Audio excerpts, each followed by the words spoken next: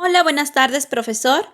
Le voy a presentar mi proyecto final, basándonos así en la actividad del artículo 4, 5 y 6. Comenzando con el tema de efectos de las enterobacterias en pacientes con periodontitis crónica. Primero que nada, nos vamos a preguntar, ¿qué es la periodontitis crónica? Y bueno, la periodontitis crónica es una infección que afecta a las encías y al hueso. Normalmente su avance suele ser lento a lo largo de los años y se suele producir por acumular placa bacteriana, padecer diabetes, fumar en exceso y pues al igual durante años. Al igual el estrés es un factor muy importante. Sin embargo, no solamente las personas que tienen estos comportamientos dentro de su vida cotidiana es normal que los tengan. Hay personas que tienen la facilidad de sufrirla por los factores de su propio organismo o el ambiente en el que viven. Para considerar una periodontitis crónica, es necesario tener principalmente los 3 puntos que a continuación voy a dar, que es la inflamación permanente de las encías, formación de bolsas en las encías y que el diente se mueva y que haya perdido el hueso. También es necesario y cabe destacar que muchísimo antes de la periodontitis crónica existe la gingivitis, que, esto más que nada es la acumulación de sarro y de la placa bacteriana que se encuentra dentro de los dientes. Normalmente esto suele producirse que no existe una buena higiene bucal y no existe un buen lavado de dientes. La gingivitis es el inicio de la enfermedad periodontal, lo que quiere decir que existe inflamación e infección que destruye los tejidos y el soporte de los dientes. Esto puede inducir las encías, los ligamentos periodontales y el hueso. Normalmente la gingivitis se debe a los efectos a corto plazo. Al igual, cabe destacar que la placa es un material pegajoso compuesto de bacterias, mocos, residuos de alimento que se acumulan en la parte expuesta de los dientes. También es una causa importante de las caries, hay que considerar eso. Que como recordaremos, la caries se desarrolla como el resultado de un desequilibrio ecológico dentro de la microbiótica oral. Por lo tanto, si la placa no se quita, esta se convierte en un depósito duro denominado sarro, que normalmente suele encontrarse en la base de los dientes. Cabe destacar que la placa y el sarro irritan e inflaman las encías, porque las bacterias y las toxinas que se producen hacen que las encías se inflamen y se tornen sensibles. Y bueno, por lo tanto, si la gingivitis no es tratada a tiempo y no existe una limpieza bucal, esto se sigue desarrollando y es cuando comienza la enfermedad de la periodontitis crónica. Y bueno, existen 3 tipos de identificación para saber la gravedad de la periodontitis. Es la periodontitis leve, la periodontitis moderada y la periodontitis grave. La leve normalmente consiste en que no se ha perdido más de 2 milímetros de inserción del diente en el hueso. La periodontitis moderada es cuando se ha perdido hasta 4 milímetros de inserción del diente en el hueso. Y la periodontitis grave es cuando se ha perdido más de 5 milímetros. Esta clasificación de gravedad es importante, ya que dependiendo del grado de pérdida de inserción en el hueso, es la forma en la que se podría recibir un tratamiento adecuado. Y bueno, ya hablando del tratamiento de la periodontitis crónica, podemos tener 2 clases de tratamiento, el que incluye una remodelación de limpieza bucal profesional para que así podamos evitar su avance. Esto consiste en el raspado de sarro y aislado radicular para las encías. Esto va a provocar que se reduzca su inflamación. Y tenemos los tratamientos quirúrgicos. En este se logra eliminar el sarro y las bacterias de las bolsas periodontales. Pero existen diferentes tipos de procedimientos según el tipo de problema del paciente. Por ejemplo, se puede realizar una cirugía de coljagio. En este caso, el procedimiento trataría de abrir la encía y de limpiar su interior. Y después de hacer esta limpieza, cerrarlo con puntos. Luego tenemos a la cirugía de insertos en las encías. Esto se trata de extraer el propio paladar del paciente para ponerlos como encías y evitar su retractación. También tenemos la de regeneración tisular. Se trata de restaurar el hueso y los tejidos que existen alrededor. Y alguna otra que es la proteína estimulante. Trata de regenerar los tejidos alrededor del diente, duros y blandos. Y bueno, en conclusión, llegamos a que la enfermedad periodontal es una patología crónica que abarca bordes con una sintomatología mínima que puede conducir a la pérdida del soporte de sujeción de los dientes, es decir, la desconstrucción de las encías y del hueso que sujeta a los dientes. Tomando en cuenta que existen dos tipos de enfermedades periodontales: la gingivitis, que se trata de la fase inicial de la enfermedad periodontal y que se produce por la acumulación de la placa bacteriana. Retomamos que los síntomas más frecuentes de la gingivitis son el enrojecimiento de la zona y el sangrado de las encías. Tomando en cuenta que la gingivitis es una afección reversible, lo que quiere decir que si es tratada a tiempo, se evitaría que la enfermedad prosiga y por lo tanto no existiría tanto problema para poder recibir un tratamiento. Y la periodontitis, que es una enfermedad periodontal grave e irreversible que afecta entre un 15 a un 20% de adultos. También recordamos que la patología, a diferencia de la gingivitis, se caracteriza por la pérdida estructural del aparato de diserción. La periodontitis normalmente es el motivo principal de la caída dental en los adultos y ese trastorno no es común en los niños. Sin embargo, su presencia se incrementa durante la adolescencia. Y bueno, después de dar qué es la periodontitis crónica, la gingivitis y la enfermedad periodontal, hablemos de la actividad inmune en la enfermedad periodontal. Normalmente esta es una respuesta inmune innata. Las células del sistema inmune, hablando de macrófagos, CD, neutrófilos, basófilos, mastócitos, barreras físicas y el sistema complemento, utilizan CD, que estos se convierten después en litosifos.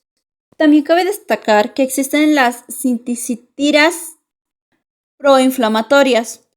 Aquí vamos a tener a IL-1, NT-alfa, INF-gamma, IL-4, IL-6 y el IL-8. Van a provocar la activación de la inflamación, reclutamiento de neutrofilios, activación de monocitos y quinomataxis. Esto nos va a llevar a la activación del sistema hemostático. Y esto está asociado a enfermedades sistemáticas. Hablando de las enfermedades sistemáticas, tenemos el infarto agudo de miocardio, accidentes cerebrovasculares, también bajo peso al nacer, partos prematuros, meningitis bacteriana, infecciones urinarias y endocardititis. Teniendo en cuenta que todo esto se basa a los microorganismos, en donde tenemos a diferentes tipos, comenzando así hablando de las enterobacterias. Normalmente estas van a tener colonización y toxinas, y de ahí se originan los antígenos O, el antígeno flagelar o antígeno H.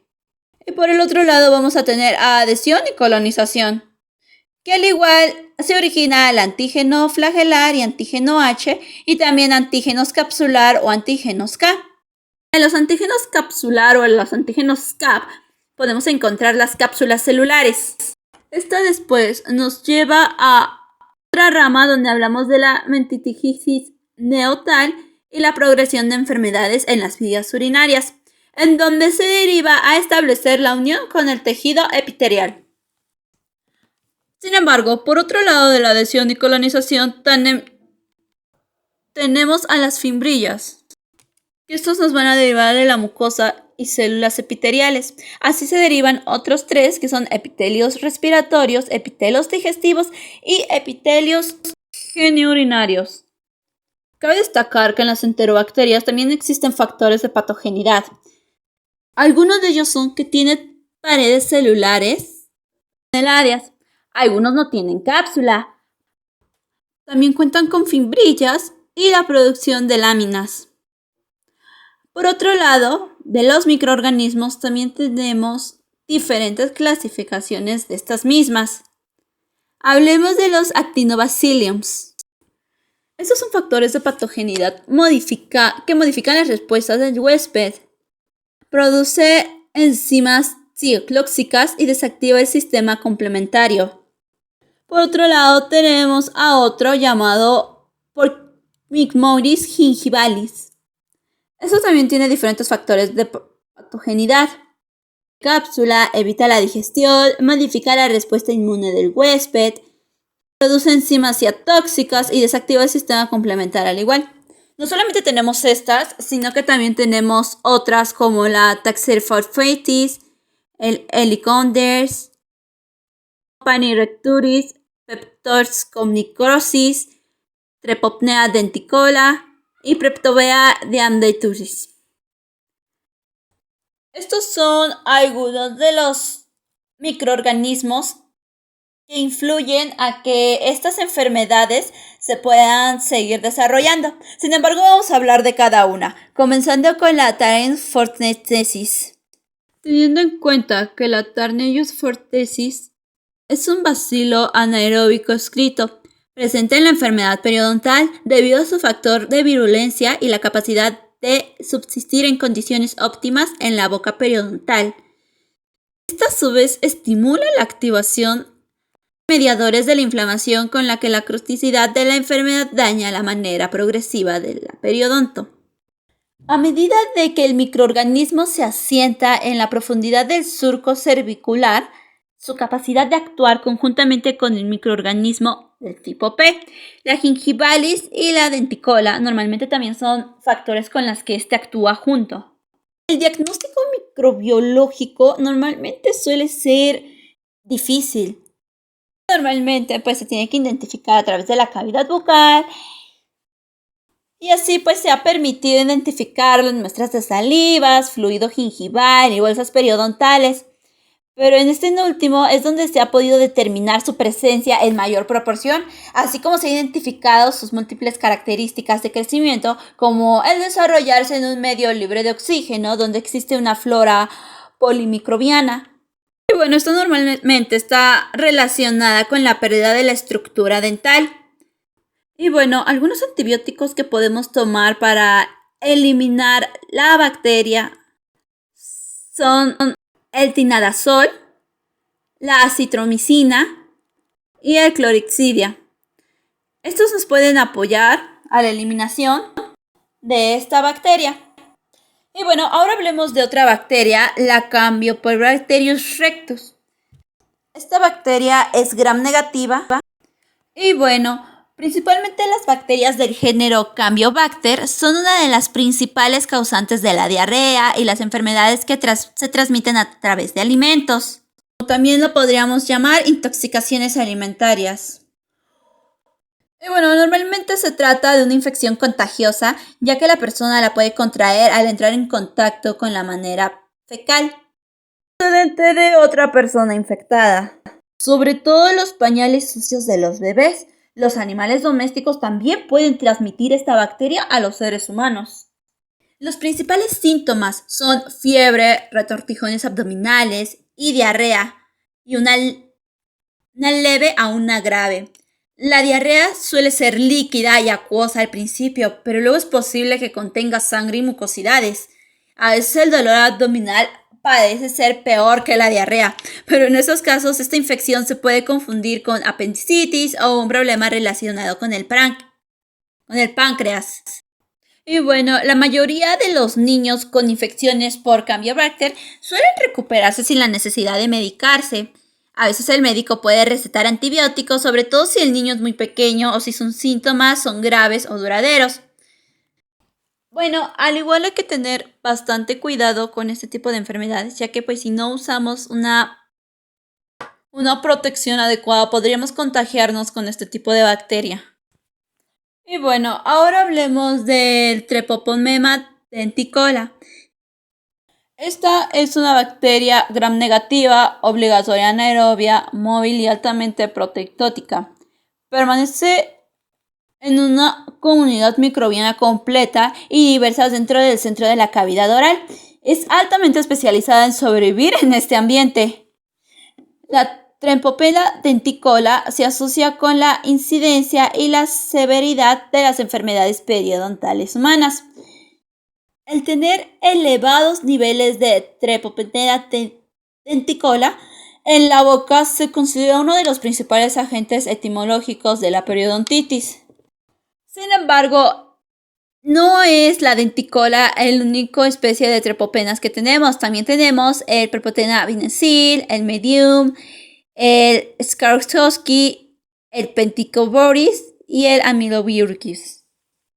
También sin dejar de lado al Maltopuris, Barburis y Macrodeuris oralis. En el Trepopemas denticola, las infecciones asociadas es la periodontitis crónica y agresiva, también los abscesos dentrovasculares, necrosis pulpular, alveolotis y celulitis facial. Y bueno, claramente estas bacterias se han asociado a procesos como gingivitis, periodontitis e infecciones de conductos radiovasculares. Todavía no se ha demostrado que se comporten como patógenos primarios y pues su papel más importante es el de invasores secundarios, de tal forma que su número aumenta como consecuencia de las modificaciones ocurridas en el surco gingival inducido por la amplia microbiótica existente en esa región. Y bueno, ahora hablemos de la Prebiobeta intermedius. Y bueno, la Prepotella intermedia ha sido reclasificada como Prepotella intermedia y Prepotella negriscens. Ambas especies necesitan caracteres fenotípicos similares entre sí, como el requisito de necesitar hierro para su crecimiento y su adquisición en la virulencia. La hemoglobia se encuentra en el líquido cervicular de los sitios y posiblemente podría ser una fuente de hierro para la Preboyeta intermedia y negrigenses. También hay que tomar en cuenta que esta enfermedad actúa como factor de riesgo para el parto prematuro al aumentar las respuestas inflamatorias locales y sistemáticas, lo que quiere decir que obviamente afecta a las pacientes que están embarazadas y sufren de este patógeno. La causa por la cual las hormonas sexuales femeninas afectan el periodonto durante el embarazo es variada. La encía contiene receptores de estrógeno y progesterona. De ahí es un incremento plasmático que conduce al aumento y acumulación, produciendo cambios vasculares, celulares, microbiológicos e inmunológicos. La etiología de la gingivitis durante el embarazo implica cambios en el biopelículas gingivales y la influencia de hormonas sexuales en el periodonto, demostrándose que hay asociaciones entre niveles elevados de Prepotella intermedia y los niveles de hormonas sexuales femeninas dado a la periodontea utilizada como las hormonas de fuentes de los nutrientes.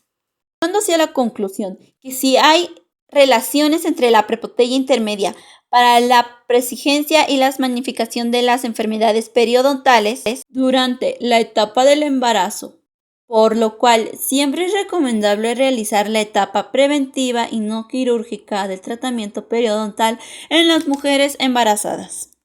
Para el tratamiento de esta bacteria podemos tomar penicilina, amixilina y lamoxilina.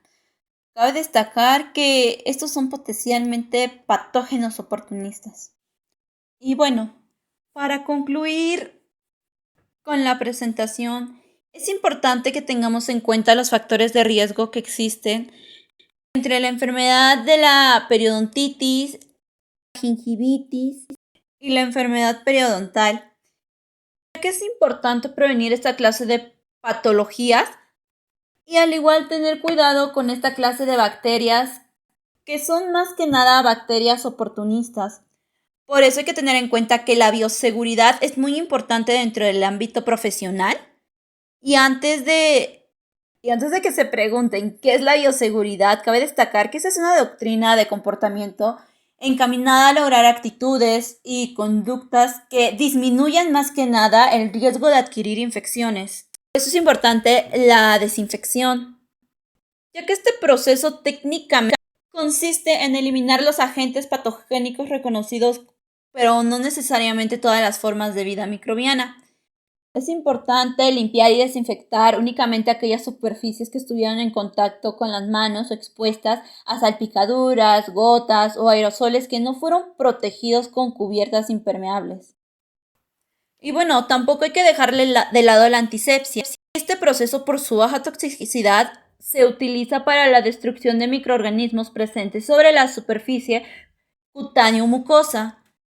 Existen agentes como los alcoholes o los antisépticos desinfectantes a la vez, dado que el tema que se está abordando, bueno, son más que nada para métodos que controlan y destruyen diferentes poblaciones bacterianas.